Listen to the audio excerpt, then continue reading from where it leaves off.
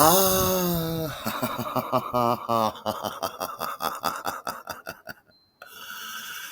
Hey there. Hello. How do you do? My name is Harry Wetzel. Thank you for coming. It's the 80s, darling. Yes, it is. It is. May 1983. And I've got a New York sweetheart. Yes, her name is Julie. And we are sweethearts and co-workers. It's delightful and clandestine and exciting. And every now and then we just all we need to do is glance at each other, and every now and then we'll duck around the corner and have a quick smooch inside the stairwell. I know you don't have time for anything more than a quick smooch. You don't have time for a hug and a smooch. You don't. It's New York, and that place is constantly busy. Yes. Speaking of which, into our faux wine shop walks international conductor Seiji Ozawa, currently the conductor of the Boston Philharmonic Orchestra. And he walks right into our faux wine cellar, and he comes right up to me at the counter. And he says, he'd like a small bottle of Chiva. And I'm not exactly sure what the guy said, but he's looking with his eye at something behind me. I turn around and I look where he's looking, and I said, Chiba.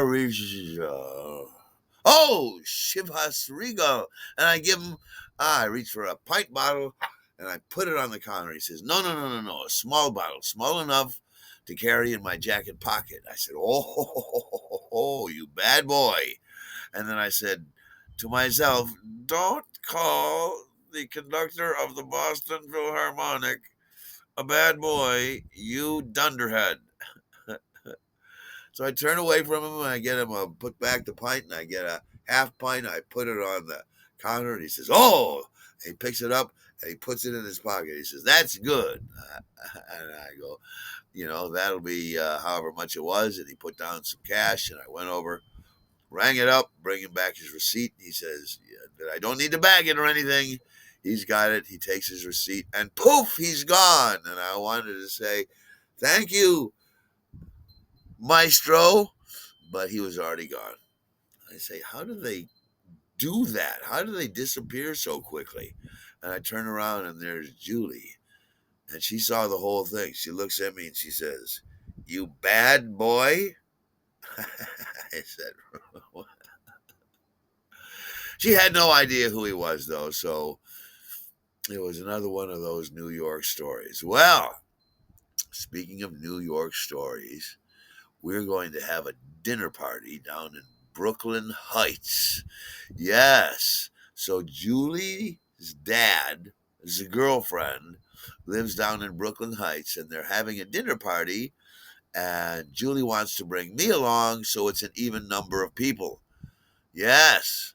So we figure out that they're going to pick me up at my subway stop of 49th and Broadway, the double R's subway stop there.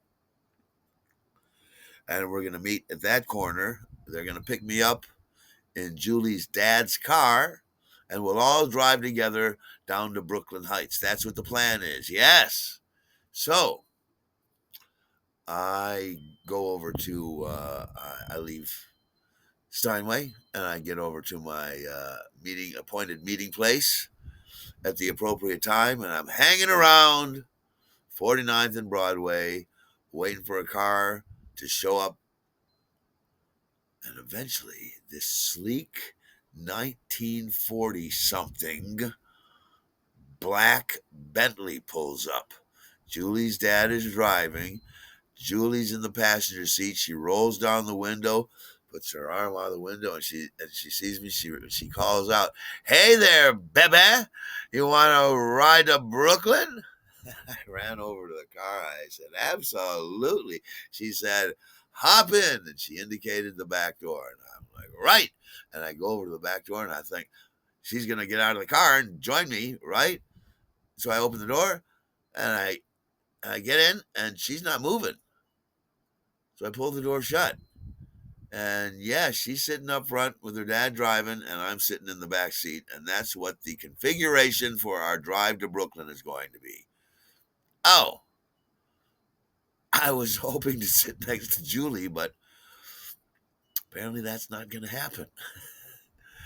So we take off and we're driving down to Brooklyn Heights. And Julie's dad has got a 1983 or 1980s modern retrofitted cassette tape player. Cassettes are the rage. It's the 80s, darling. Yes. And he's playing cassettes. And he's playing an album on his cassette player that I know well. It is Greatest Hits of 1720s. There's a lot of uh, really fantastic movie. Really a lot of really fantastic music from the 1720s. The Pachelbel Canon, the Moray Rondo, among other things. And the Handel Saraband, yes. So it's playing the Pachelbel Canon. And he says, I really love this. I said, oh, I love this tape. I know this album. He says, I love this album. He says, it's very calming for when you're driving through New York City. The Pachelbel Canon has gotten me through many a traffic jam. Like, that's fantastic. And he and I are having a lovely conversation. We're hitting it off very well, which Julie told me later on she really thought was so cool that I was getting along so well with her dad. Yes. Well, we drive down to Brooklyn Heights, park the car, and go into Julie's dad's girlfriend's apartment. Julie's dad's girlfriend is named Phaedra. She's a sparkling beauty with, a huge smile, and they're quite a lovely couple. Julie's dad and Phaedra, and they've got a dinner party going on. There is a couple of people. It's international. It's very exciting because we get there and there's a couple of people from Portugal, and they speak very little English. That's a man named Ralph and his mother, Ludmila. And then there are a couple of people who are from France. Yes, they are. They're Claude, and Mircala, and they speak French and very little English. Hooray! So that means Phaedra, who speaks fluent Portuguese and fluent French, is very busy all night as the main translator. But much of the evening before that gets going is pretty quiet. We're sitting around just staring at each other, not knowing exactly what to say. And then Phaedra she says, "Let me put on some music." And she goes and she puts over on the music. She puts some John Coltrane on, and it saved the evening. Now everybody's sort of grooving along to the music, especially uh, uh, the couple from Portugal was actually, Ralph and his mother, Ludmila, right? And so she's this 80-year-old Portuguese woman with no English at all, but she was obviously really, really enjoying the John Coltrane. It was so delightful to watch this sweet, elderly woman just sort of like grooving along the international language of music. It's glorious. So we're all sitting around enjoying the music, and in the other room, Julie's dad and Claude are working on cooking. And what we're having tonight is lobster. They've got a huge prison-sized pot, so you can cook a bunch of lobsters. All of this, you can murder several lobsters at the same time, is the plan. Yes.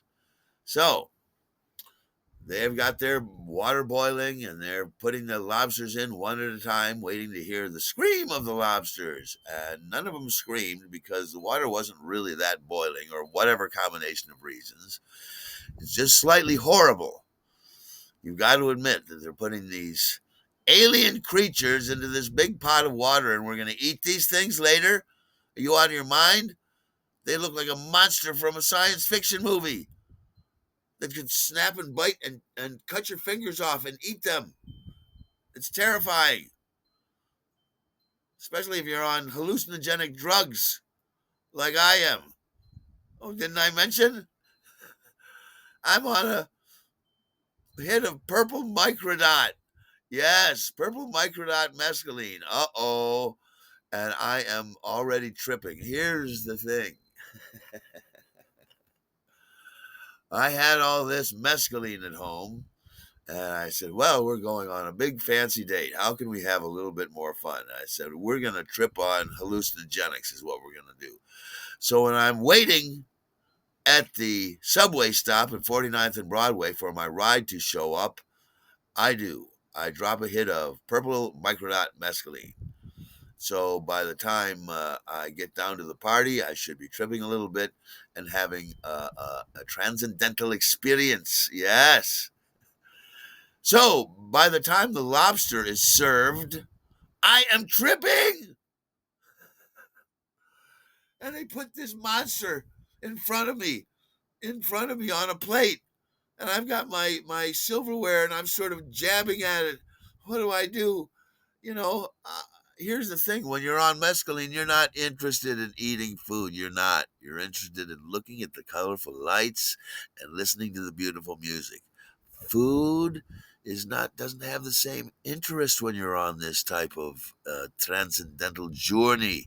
Yes. So I'm on my transcendental journey, stabbing and jabbing at this shelled creature, trying to figure out how on earth I'm going to eat this when I am just not interested in eating anything at all. Meanwhile, Ludmila over here, she's quick. She's quick. And she's gone swit, swat with her knife and her fork, and there's a pile of empty shells and a pile of lobster meat. She was the queen of lobster. She held up her fork aloft. She was the queen of the evening. It was delightful. So I get through dinner as best as I can. It's delicious. I guess I'm not interested, but I do like eating. So I do figure out after a while with my drug induced focus to do a certain amount of dissection on that lobster and able to utterly clean out the claws and all the other claw and the tail as best as you can. Yes.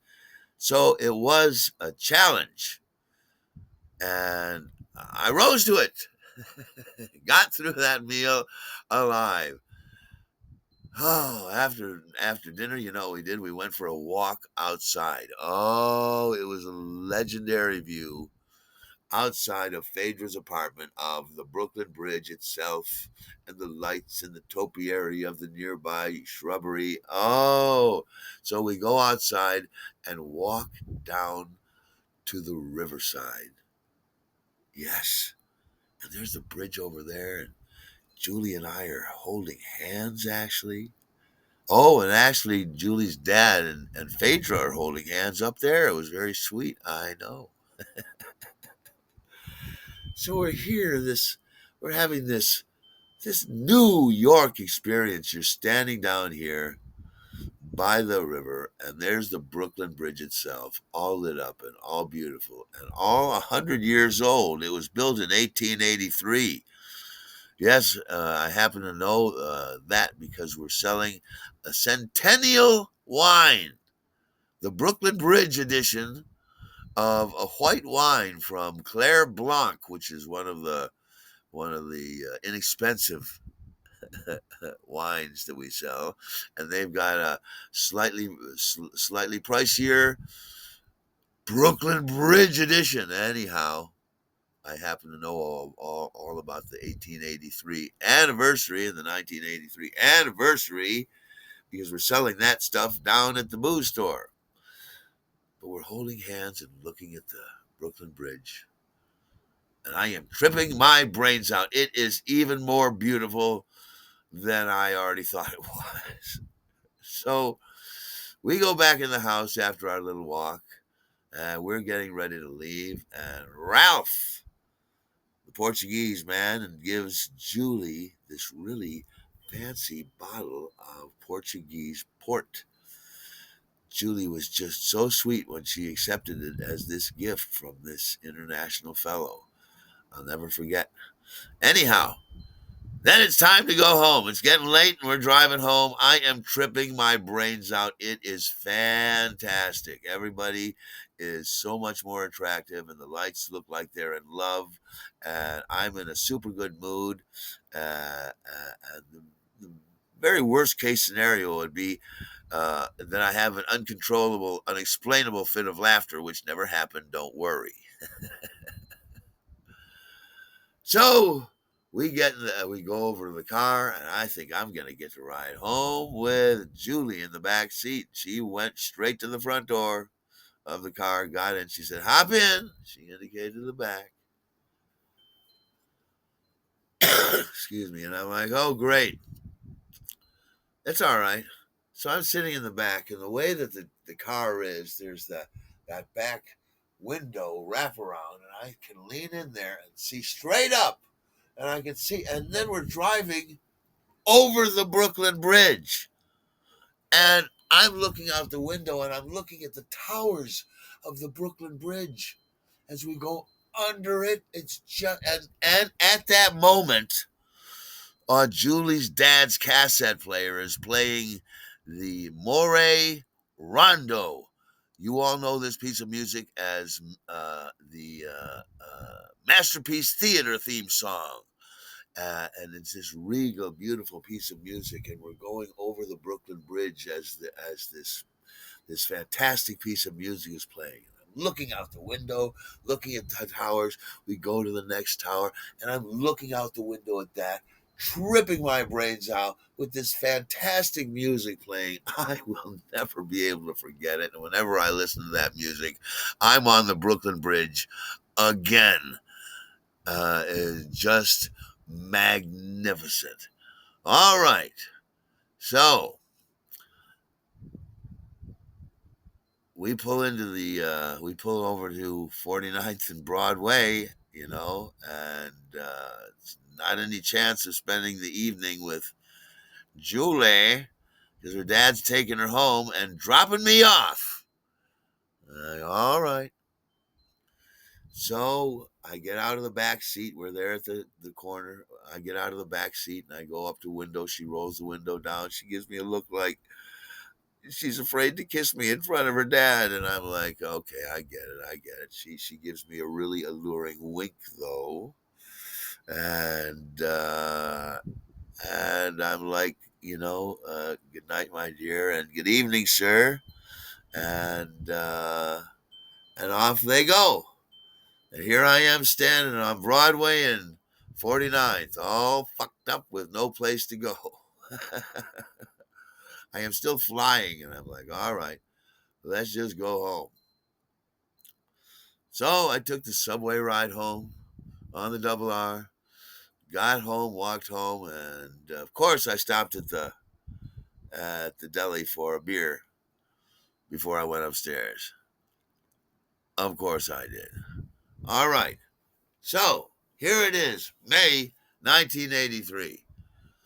And I'm still hanging on for dear life, waiting to hear from Suzanne whether or not. She's already called me saying nobody knows anything. Don't worry, it sounds good, but we just don't have a guarantee until it is guaranteed. So I'm hanging on as best as I can, and one glorious day that week, Suzanne calls and gives me the most glorious news I've heard in a long, long time. She says, "Congratulations, you're a working actor." So I got the gig. I'm playing Francis in Gemini. I'm playing Mortimer in the Fantastics. And I'm playing a role that I don't know, some guy named Mr. David Silverstein in the last show, Daddy's Gone Home to Mother in Heaven. So I got 3 acting gigs out of town, and I got to leave at the end of May to get to Terre Haute, Indiana, and start my wondrous working vacation. Yes. So I put in my notice. I didn't leave without notice. I left with a couple of weeks notice, like you're supposed to do in real life. And as the roulette wheel of celebrities likes to spin very randomly, it decided to hit me one more time. So here it is. It's my last week at the fancy booze store, and in walks Joel Gray. Yes, Oscar-winning celebrity, brilliant actor, and fantastic entertainer.